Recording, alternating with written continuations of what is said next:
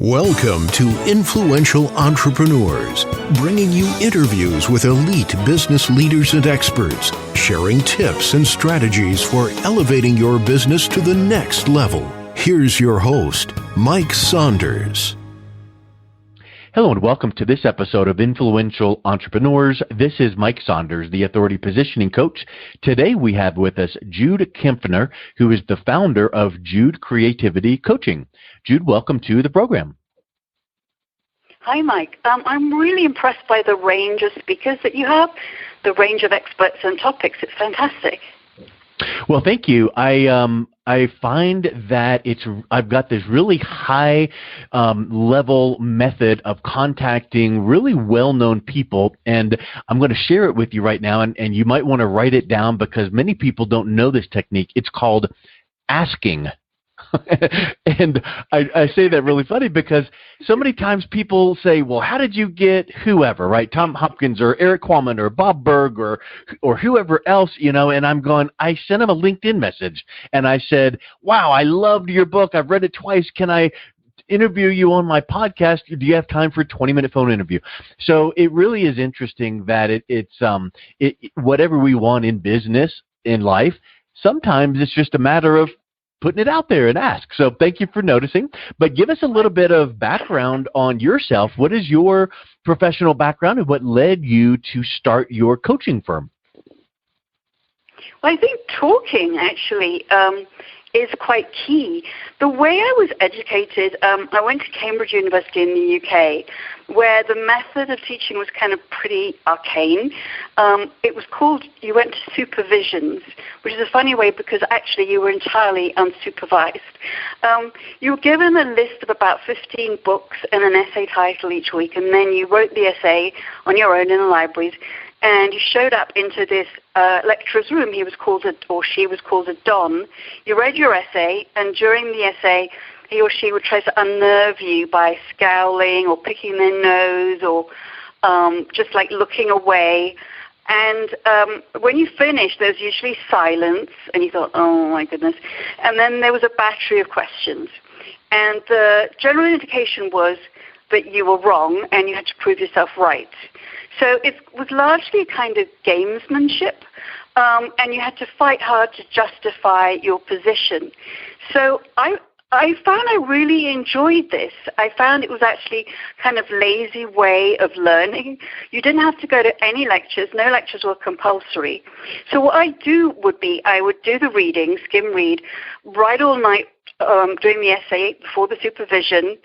And when the supervision was over and I got my new topic, I'd put it away. I'd go to the market, which was in the lovely square in Cambridge, buy some nice food, eat, sleep, and then play for about 3 days and then start again. What it meant was you got used to deadline writing, you got used to self-discipline, you got used to defending your position, engaging in fast-paced talk, and adjusting your answers to the questions that were fired at you. So in a way, I felt like, well, the subject I was reading, as they called it, was history, because really only do one subject. But the topic was actually irrelevant. It was the teaching method that gave me the education. Yeah, I think we could probably spend a 4-hour episode on just that introduction right there, and I'll point out a couple things that I noticed. Number one is so many times kids, I've got 4 kids, and one's still in high school, and 2 are in college, and one's graduated. But you hear complaints. Well, when are we ever going to use algebra why do we need to learn this? Well, you know what? I will admit that there are some topics in school that we learn and have to take the classes that we'll never need to use in life again. But guess what? I agree with what you just said. It's the process of going through it. It's the discipline of learning that new topic. It's having your mental brain neurons firing to bring in new synapses or learning that new information. And it's the discipline. So I think that's huge, huge, huge. Another thing is I thought it was really interesting. You said writing on a deadline and, skimming and then being, it's almost like impromptu acting. Well, I think that it's really curious that if you know your content, you don't really need, and maybe if there's speech coaches out there right now hearing this, they would cringe, but when I am extremely good in front of a group or doing live webinars, things like that, but I do not stand in front of a mirror and practice over and over. I just know my stuff and I talk. And so I think that that's the example you were giving there is, you skim the material and then you're really on point and focused to defend it. So that was really a couple of big zingers there. I really appreciate that. That's great, because actually what you learn is you absorb a lot of information. You extract what you need from it. Unfortunately, you tend to forget the information. Well, I do. I think I've got that kind of brain. But it's helped a lot when I've done all my radio work and all the interviews and all the projects and all the topics, because I can research them very, very intensively. But then if somebody says to me, like 2 years later, what was that program about? I can only give them a few sentences. But it doesn't actually matter. What matters is that you were there and present at the time. 100%. So now with that lead in, what led you to start your coaching firm, and then what type of clients do you work with? Well, I started in radio. That was my career for years, and did all kinds of radio, from like basketball commentary to science to current affairs and to the arts. And I felt like I got so far in that. I'd won lots of awards. I could pull rabbits out of hats. I could, if there were problems, I could always present solutions. All the programs got made. I had my own company that was working for the BBC, was registered as one of their suppliers. And when you get to that stage, basically you make the whole program. There's a long pitching process, but once they give you the thumbs up after the pitch, it's all yours. You get the budget. They never listen to it. It goes to air, and then you start again. So it's a pretty grueling process, but you learn a lot, you meet a lot of people, you cover a lot of topics. And I felt like it wasn't that I was burnt out, but that I had come to a real sense of like fulfillment, and I wanted to break, and I wanted to do something else. And what I did was I wrote a letter one night at 4 a.m. to friends and family, and I thought, I want to be public about this. And I said, I hereby say I'm going to quit radio, and I don't know what else I'm going to do. But be sure that it will be something interesting. And I was surprised that within a few hours I got messages saying, go for it, girl. We know that it's going to be great. And at first, after a few days, I thought, I know, I'd like to coach freelancers, because a lot of my radio career has been freelancing. There are a lot of pitfalls. Really, you have to be in it for the long haul, and there's a lot that I can share. So I went to NYU and did a couple of coaching courses. Found that they were very much geared to business. They were very much about models and algorithms, and this didn't seem to be my kind of coaching, so I was still searching and did a lot of reading. And I found a man called Eric Maisel, who says he's invented creativity coaching in San Francisco. I loved what he wrote. I did some courses with him, and then I started taking on clients. And I found that my radio work, the interviewing, was great. I could kind of learn where the person was coming from, what their style was, what their knowledge base was, and help them from there. And because basically I think most of my favorite work in radio was in the arts, I was really, really happy to have artists as my clients. And they come at things from a different way, and they're often very personal, and I love that. They're often very vulnerable. I could feel I was really of service. And one of the great things that I've discovered is that a lot of people are from a radio background like me, so we mutually have an understanding. But they say, you know what, I've got this passion project. Over the years, I've been collecting the tape about X. Usually it's some kind of family story. But I've been working on deadlines for other clients all my life, but I'd like to make this story. I'd like to make a long-form podcast using my tape and I'm in the weeds. I'm too close to it. I want to stand back. Can you help me do it? And so that's sort of been a niche that it's become, and I'm thoroughly enjoying it. Well, and I think that's interesting when you say in the weeds and step back, because I'm familiar with, and you've probably heard this too, you can't see the forest for the trees. It means you're inside the forest and you're too close to it. So when someone from the outside in England we say looks wood in, for the trees. Yeah. So that's exactly the same thing. So you, as someone outside of that, artist you're talking to, you can see things, sense things, and even predict things that they can do based on what they were talking about. I literally yesterday had a call with someone, and they were just all over the place. And by the end of the call, I said, okay, so it sounds like, and it was almost like the light switch went on, and we just clarified it. Well, when someone comes to someone like yourself, like for a media coach, and can say, I've got something in me, I've got this passion project, and I know I want to go to media, whatever that media may look like, now you can help guide them and clarify it so that they can then take that platform and move forward, whereas they might be paralyzed and stuck currently. Absolutely. And because it's a personal thing, they're often very sensitive about it. And I often find that we're dancing around it for quite a few sessions. Like I had a session this morning with a woman who was brought up in a Mennonite community in the 70s, and she was writing a novel. And she didn't really want to talk about it in the novel, but obviously a lot of the issues concerned it. So gently, I was pushing her to bring some of the precepts that she was given, some of the teachings, and then finally she kind of head-on started to describe what it was like growing up there and how it had very much influenced her life.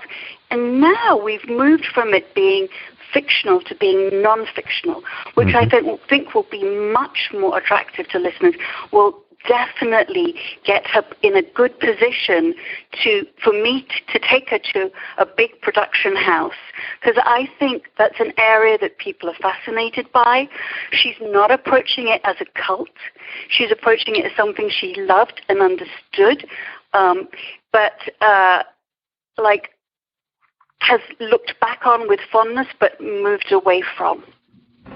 The person I mentioned that I was speaking with yesterday spent 30 plus years in the military, currently works for Homeland Security, and is getting ready in 3 months to retire and wants to now launch into speaking and coaching.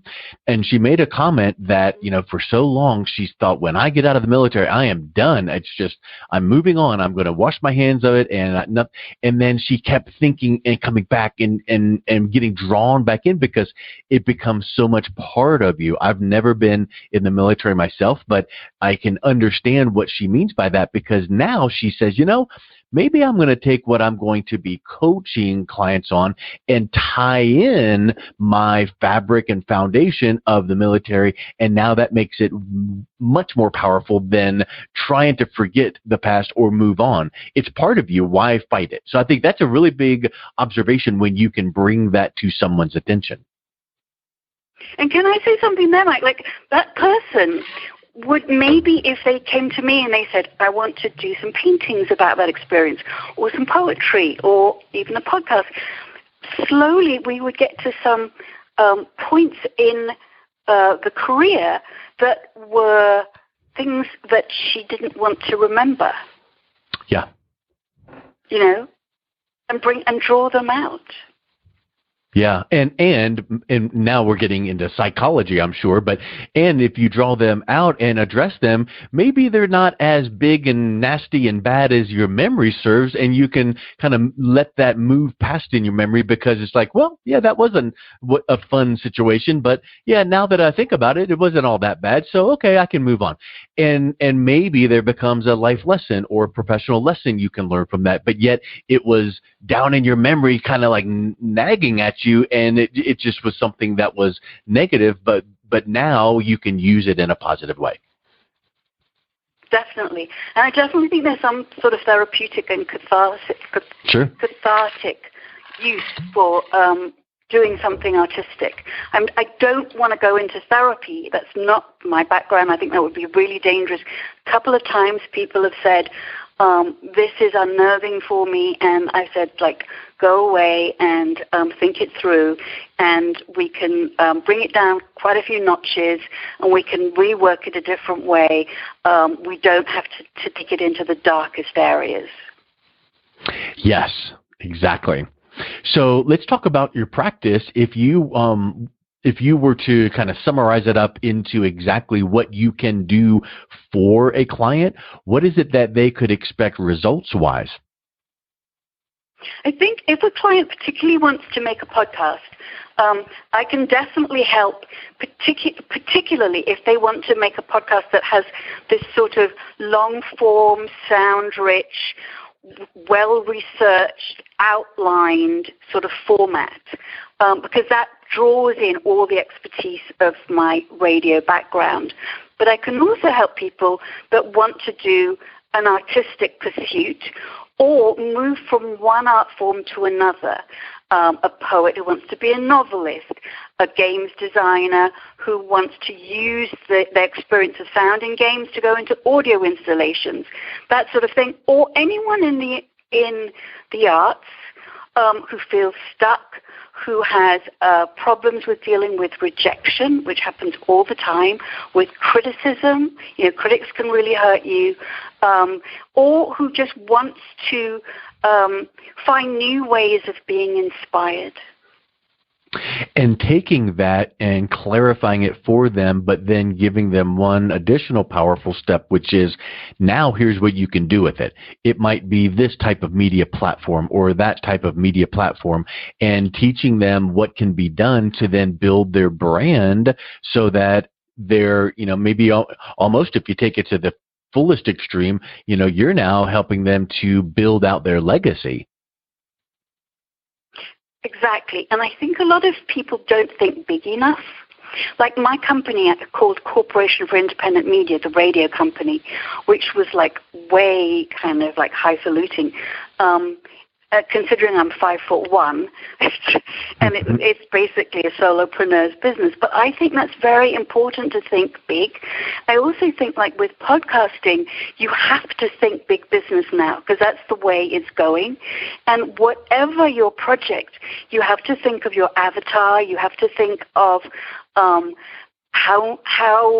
what bigger market you're aiming at, and what kind of podcast producing company you're going to go to, what kind of advertisers you think will be drawn to your work. I don't think you can ignore those things, but you can still keep your vision. Yes, 100%, and I love that you focus on the creatives and the artists, and because I think that becomes a very tight niche that will help identify. If you just said I can help anyone who is stuck in, well, now you're not talking to anybody because you're trying to talk to everybody. So I like your focus there, and that really helps you dial in benefit statements and target audience. So I just think it's a really neat opportunity to take your industry experience that you've had for so long, and then now to help people coming behind you to guide them. And they're the hero, you're the guide, and everybody wins. And I think if you come from the arts, you can sometimes be a little bit too precious. Like I was talking to somebody yesterday, and I was saying, they're really going to want a celebrity to voice this. And she was like, no, absolutely not. Celebrities would spoil it. Everything is celebrity-based. And I said, but you've got to just accept reality. If that's what the client wants, that's what we've got to give them. And if you say no, you're really setting your chances back. That's interesting because influencer marketing is such a big term these days. And I think that being able to determine if influencer marketing is a possibility for you, then that's a whole world. But I interviewed someone on my podcast this week, Amanda Russell, and she is specializes in influencer marketing. In fact, she's got a big book launch coming out next week, and the launch party is hosted by Sir Andy Roddick, and it's going to be really interesting because her book is on influence and influencer marketing. But the point that she was making is sometimes a celebrity is not the right choice, and sometimes they are. And it's just like anything. Should every single entrepreneur use email marketing, Facebook marketing? And you're going to have cases where you don't have the right audience for that particular medium, and you need to have that expert guiding you to show you which would be better and why, so that you understand it. But yeah, Facebook marketing might work wonderfully for someone else, but horribly for me. So I think that's what we need to know about ourselves, our target audience, our services, and when someone like yourself can come alongside of that client and guide them, I think that's what just really helps that momentum, and they get unstuck. And that client, if I can really help them, is making their work for another client, right? Just like the BBC for years was my client. And, if something has to be 23 minutes and 30 seconds, that's what it's got to be, right? Yeah. And each slot had its own style. And you had to listen, and you had to do everything by the book, all the paperwork. You have to be an artist with a sense of discipline and a sense of knowing that you're a cog in a greater wheel. Well, Jude, I think it's really neat to be able to talk with someone with such vast industry experience. So thank you for coming on. What's the best way that someone can reach out and connect with you and learn more about your packages and services? If you go to my website, Jude Kampfner, KAMPFNER.com, there'll be everything to click on to there. Excellent. Well, thanks so much for coming on. I really appreciate your time. Great. Thank you very much, Mike. You've been listening to Influential Entrepreneurs with Mike Saunders. To learn more about the resources mentioned on today's show or listen to past episodes, visit www.influentialentrepreneursradio.com.